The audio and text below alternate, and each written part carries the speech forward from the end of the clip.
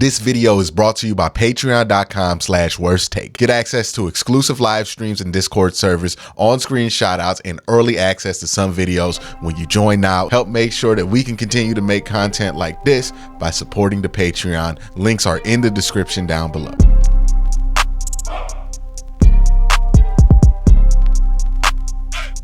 Can the Browns get more out of Joe Flacco? And if the Browns could get more out of Joe Flacco, how? And honestly, this question is less about can the Browns get more out of Joe Flacco and is more about can the Browns get more out of flat out just what's left, right? Like the Browns feel like the clearance rack at Macy's after Black Friday. Like that's what the roster feels like. It feels like a whole lot of trying to just see what fits, try to just put things together. Because despite the record being premium, 8-5, it's a pretty good record. Boy, oh boy, have you lost a lot of players this year. I mean, like, you know that we know the ones that you've lost for the year: Nick Chubb, Deshaun Watson, pretty much all of the marquee players on offense you've lost. You lost Jack Conklin for the year. You felt okay about Jack Conklin being out for the year because you had DeJuan Jones step up. Guess what? You lost DeJuan Jones for the year. Jed Wills is on IR. There's no word on if he's coming back from IR anytime soon. I don't think he is. And you just lost starter after starter after starter after starter after starter, and you might lose Grant Delpit as well, who they're debating putting on IR. You already lost Ronnie McLeod. And look, the defense hasn't been touched as much by injuries as the offense, but the offense has been decimated by injuries. Just straight up decimated. We're using two players right now in pivotal roles in Joe Flacco and Kareem Hunt and even Garyon Christian on this offense that weren't on the team after the Browns did cuts.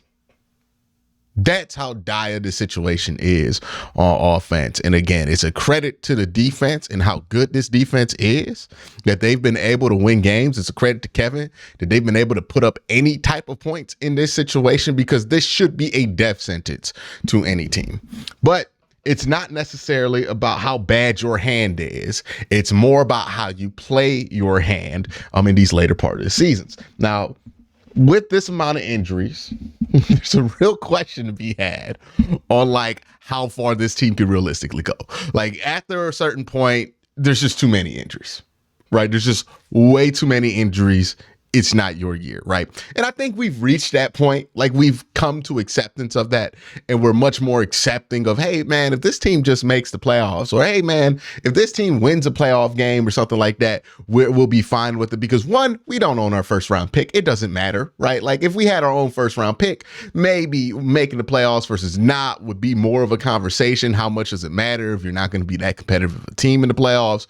But right now, it don't really matter, right? Because one, you can be a competitive team because your defense is still relatively healthy. We'll see what happens with Grant Delpit, Denzel Ward, and Juan Thornhill.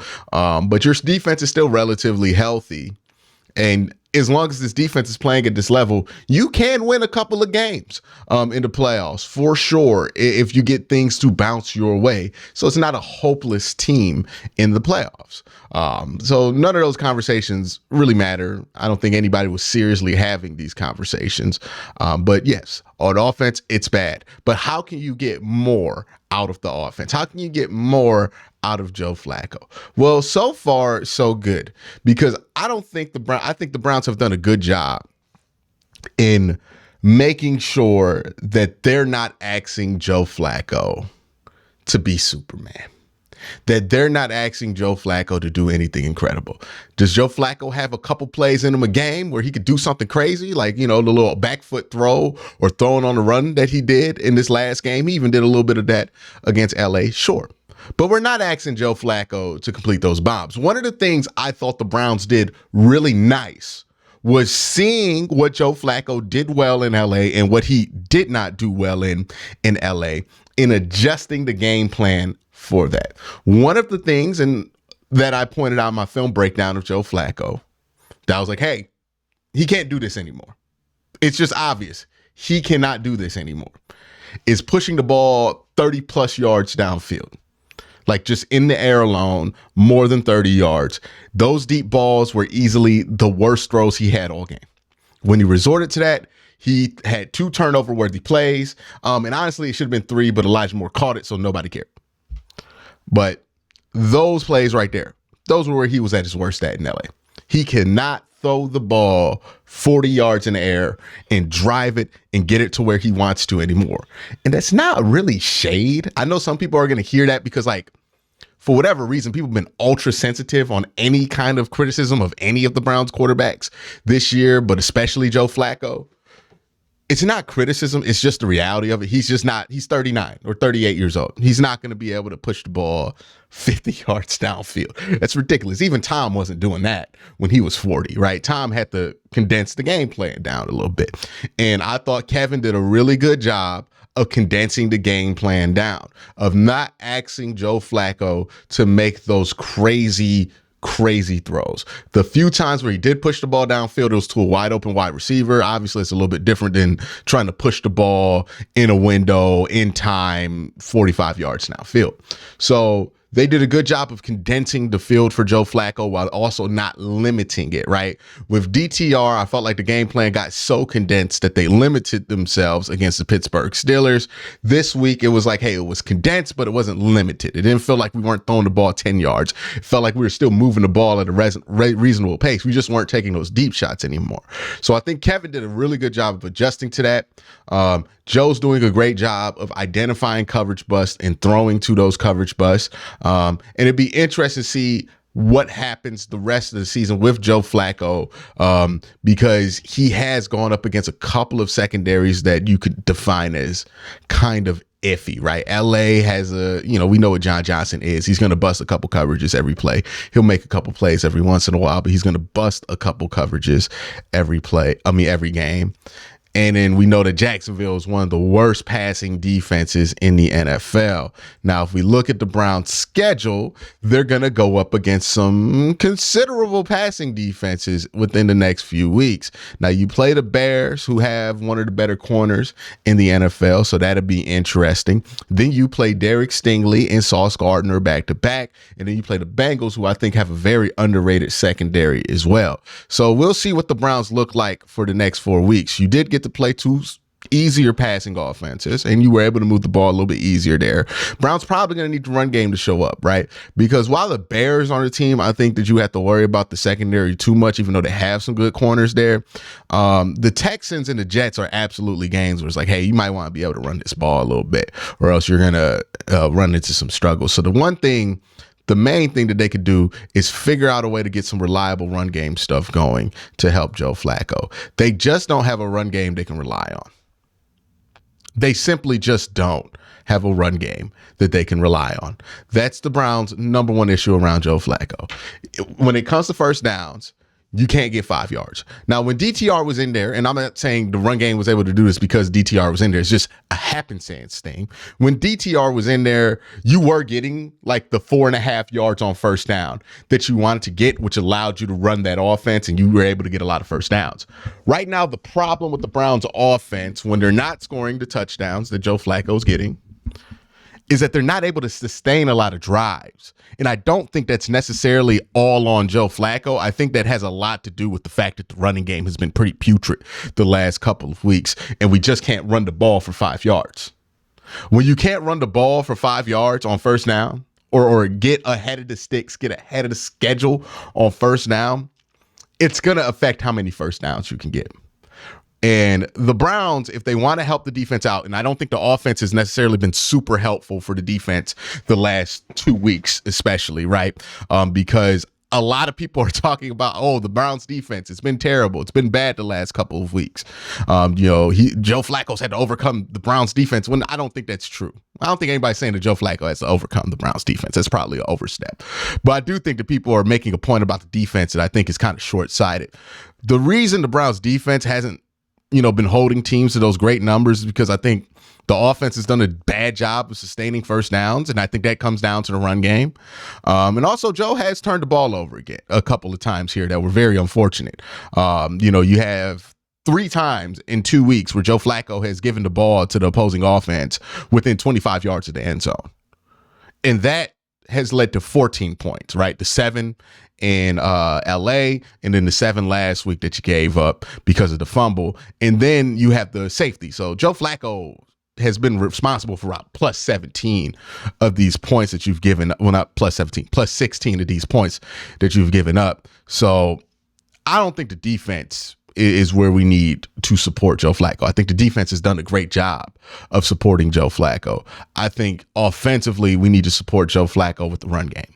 The run game needs to be able to get first downs. You need to be able to just sustain more drives. And right now, we're not able to consistently sustain drives. If you look at the last 2 weeks, and I'm bringing up the last 2 weeks because the run game has not been great the last 2 weeks, right? Like, it was moving in Denver.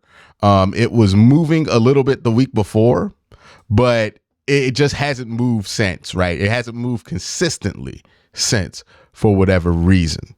You look at the not the snap charts. You look at the drive charts, right? For the Cleveland Browns in the last couple of weeks, and I'm going to try to put this up on screen for everybody so we can have a conversation about it. But if you look at these drive charts, I'm trying to get rid of some other stuff that might pop up on screen while I do this. Sorry about it. You look at these drive charts,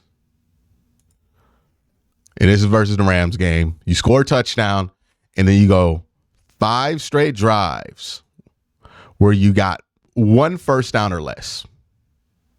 Punt, punt, punt, punt, punt, punt. That was your first. That was first in most of the second quarter. During that time, they missed the field goal, got a touchdown. You got kind of lucky there. But punt, punt, punt, punt, punt, punt, punt. The reason this happens, you can't run the ball. Can't run the ball. You just can't run the ball. And these drives are super small, right? 1 minute, 40 seconds, 1 minute, 40 seconds. You have one drive here. We got 5 plays off, 3 minutes, 32 seconds, 1 minute, 27 seconds, 1 minute, just flat. Very short drives. You're not giving the defense a ton of time to recover. And you're not getting any first downs, and you're not getting any opportunities at field goals because you're not being able to run the ball here, right? Now let's go to next week, or not next week, the next week after this. The last game versus Jacksonville, and you'll see very similar runs by the offense. And again, this has a lot to do with the fact that you can't run the ball consistently. If we can get down to the drive charts and show you that the Browns are struggling to drive the ball consistently. Boom, right here. These are the drive charts, right? You had a stretch in the first quarter, 3 straight punts, 1 minute, 30 seconds, 1 minute, 12 seconds, 1 minute, less than 1 minute here, right? Not good. You netted 2 yards on this drive. You netted a yard on this drive. Just atrocious. Just atrocious. This drive, you spent a little bit more time, but you threw an interception, gave them a short field. Luckily, the Browns defense was able to bail you out of that one. This drive, you had 10 seconds into it and you got a fumble. That was the Amari Cooper one. That was the Amari Cooper one, right? Or was that the fumble? There were 2 fumbles in this game that led to points. But one of these fumbles were the Amari Cooper one. The other one was the Joe Flacco fumble in the pocket. I believe that was later in the game. So you went interception, fumble, or interception, fumble, punt, punt, punt, punt. Look at these drive times too. Awful drive times, right? 2 minutes, 13, 40 seconds, 42 seconds. You cannot run the ball. And it's not because Kevin doesn't want to run the ball. It's because you just can't run the ball right now. You're not getting consistency out of the run game. Now, how can you get better consistency out the run game? It's going to be very tough. Part of the reason you haven't had much consistency out the run game is if you look at all of the moving parts in the run game, right? Everything that you would rely on. There are tight ends that you need to rely on. There are wide receivers you need to rely on in the run game. There are running backs, obviously, and then most importantly, there are offensive linemen that you rely on in the run game. Well, the Browns have lost 4 starting offensive linemen, right? You went down to center, both of your right tackles that you like, and your left tackle. So you're down 4 of those guys. You're down to 2 starters on the offensive line that you started camp with. So That's a lot of moving parts that's just had to change and change and change, just aren't as good as what you started. So that's a big part of it. I honestly would argue that's probably the part. It's probably the problem, right? You've had to move in and out running backs because of the Nick Chubb injury, but they've been fine enough when the blocking's been good to suggest that they're not really the problem. And then, tight end supplemental pieces around that, that's all changed with all the injuries. So the biggest problem with why you can't produce a consistent run game is because you can't stay consistently healthy on the offensive line. If you had a healthy offensive line, you would have a consistent run game. If you don't, you're not. So that's one of the biggest problems around Joe Flacco. Is there a way to manufacture that? I don't think so. Like, unless somebody steps up for center and is better than the starter, or somebody steps up for, Jack or Jed, or Jack or Dewan, Jed or Dewan, and end up being better than him, which hasn't happened. I know a lot of people think that Garyon's been better than Jed. It's just not true. Garyon's not been better at all. Not even close. Like, Jed coming back is going to be pretty big. So honestly, one of the things that could help the Browns run game is Jed Wills coming back. Like, you desperately need to get healthy on that offensive line. You need Ethan Posick to come back, and you need Jed Wills to come back. If you have those two guys come back, I think you'll be fine, because James Hudson is all right when it comes to the run game. He's not a great pass protector, but you're not asking him to be a great pass protector because you're telling Joe Flacco to get rid of the ball in like 2.5 seconds. So you don't need a great pass protector in that situation. You just need somebody who can stand there and not get a penalty. So if you get those two guys healthy, I think that'll go a long way in fixing the run game, and being a little bit more consistent. And I think that will help Joe Flacco the most, because then you're able to get first downs, sustain more drives, kick more field goals, turn the ball over less, and then that will rise the team's point differential. So Jed Wills getting healthy, very important for this team, very important for Joe Flacco going forward. Not necessarily because Jed's going to pass protect at this great level, even though he's a fine pass protector, but because he's better than the alternative when it comes to run blocking. And right now you have a lot of alternative out there blocking for you. Obviously Ethan Posick coming back will be great for this run game, because one of the Browns run game's best and most reliable tools is putting Nick Harris at fullback. So you need Nick Harris to be able to play fullback in order for that to happen. And right now he can't, because he's the center. So that's also another concern for this team. You just got to get healthy, right? You got to hope that Posick's going to be able to play. You got to hope that Jed's going to be able to come off IR. And if those things can happen, you have a chance at getting a consistent run game here. Another thing that can help Joe Flacco is just more consistent wide receiver play. And I think this will happen, by the way. I think Amari Cooper's going to play better. Amari Cooper, he's having that stretch of the year right now where he's not as good as he usually is. He's going to bounce back, play well at some point during the end of this season. So I expect that to happen. It's been nice that you can see how much better Elijah Moore has been over the last few weeks. And David Njoku, again, coming off an excellent game that he had last week. So moving into that category of players who are just blowing away their expectations. I believe he's already at 600 yards. I mean, he's close to a career high in yardage, and he might hit a career high in touchdowns as well. So those are the things that you could do to help Joe Flacco. And that's mainly to get healthy on that offensive line so you can have some semblance of a run game to rely on, because the last 2 weeks you just had nothing. And the injury problems seem to have mounted up a little bit more, specifically on that offensive line. So if you can get there, I think that you can live with James Hudson being out there at right tackle. But if you can get Jed back early, if you can get Ethan Posick back, then I think that you'll be fine enough to have a decent run game. You're not going to run the ball for 5 yards a carry, but you might be able to get like 4 on first down on average. And if you can get 4 yards on first down, I think that will change the issue with all the punting and not scoring, or not and the lack of drive sustaining is a better way to put it, that this offense under Flacco has done, because I think that's a pure reflection of not being able to run the ball consistently on first or second down. But that's what I think will help Joe Flacco get better. Let me know what you think in the comment section below. Y'all have a great day. Have a good night. Peace.